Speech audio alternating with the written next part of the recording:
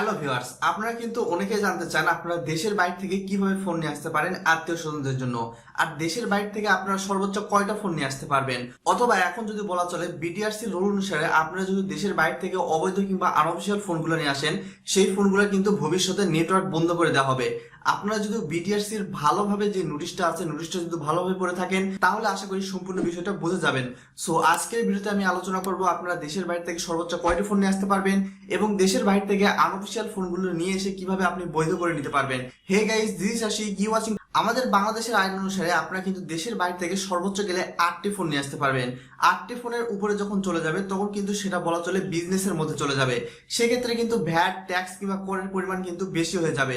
But আপনি যখন 8টি ফোনের মধ্যে নিয়ে আসতে পারবেন কিংবা 8টি ফোন নিয়ে আসবেন, সেক্ষেত্রে কিন্তু আপনাকে 2টি ফোনে কিন্তু ট্যাক্স কিংবা শুল্ক কিংবা কর কিন্তু দিতে হবে না।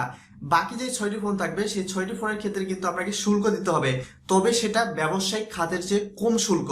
তবে এখানে বলে নেওয়া যাক যে এই যে বাকি 6টি ফোন থাকবে, এই 6টি ফোনের উপর কিন্তু বিভিন্ন ব্র্যান্ড ভেরি করবে, যেমন স্যামসাং, অ্যাপল কিংবা বলা চলে আমি যদি আরো বলি হুয়াওয়ে। প্লাস এই ফোনগুলোর কিন্তু মডেল ভেরি করবে এবং মডেলের উপর ভেরি করেই কিন্তু একটা ভ্যাট আসবে। তবে সেই ভ্যাটের পরিমাণ কিন্তু 35% হারে হবে। সো বুঝতে পারতেছেন এই ক্ষেত্রে কিন্তু আপনার ভ্যাটের পরিমাণটা কার কার উপর নির্ভর করে থাকবে। এখন চলে আসা যাক বাংলাদেশ সরকারের আইন অনুসারে কিংবা বিটিআরসি রুল অনুসারে নতুন যে আইনটা আছে, সেই আইন অনুসারে আপনি যদি দেশের মধ্যে বৈধভাবে ফোন নিয়ে আসতে চান, সেক্ষেত্রে আপনাকে কি করতে হবে। আপনারা যখন দেশের বাইরে থেকে আসবেন এবং দেশের বাইরে থেকে যখন বিমানবন্দরে আসবেন, বিমানবন্দরে আসার পরে কিন্তু আপনাদেরকে চেকিং করা হয় এবং চেকিং করার পরে কিন্তু কাস্টম কর্মকর্তার কাছে একটা লিস্ট দিতে হয়, অর্থাৎ আপনি দেশের বাইরে থেকে কি কি এনেছেন। তবে এখানে কিন্তু আমরা অনেকে একটু বেশি পাকনামো করে কিন্তু স্মার্টফোনের পরিমাণ কিংবা স্মার্টফোনের কথাই বলি না। বাট এখন কিন্তু এই জিনিসটা করলে ভবিষ্যতে কিন্তু আপনি দেশের বাইরে থেকে আনা ফোনগুলা কিন্তু আনঅফিসিয়াল, অবৈধ, নকল কিংবা ক্লোন হিসাবে গণ্য হবে এবং এই ফোনগুলোতে কিন্তু ভবিষ্যতে নেটওয়ার্ক নাও পেতে পারেন আপনারা যদি বিটিআরসি নোটিশ ভালোভাবে পড়ে থাকেন। সো এখানে কিন্তু আপনাকে যে কাজটা করতে হবে সেটা হলো যে আপনি নির্দিষ্ট স্মার্টফোনের পরিমাণ বলবেন এবং সেখানকার যে আইএমইআই নাম্বারটা আছে সেই আইএমইআই নাম্বারটা বলে দিবেন, অর্থাৎ আইএমইআই নাম্বারটা রেজিস্টার করে নেবেন।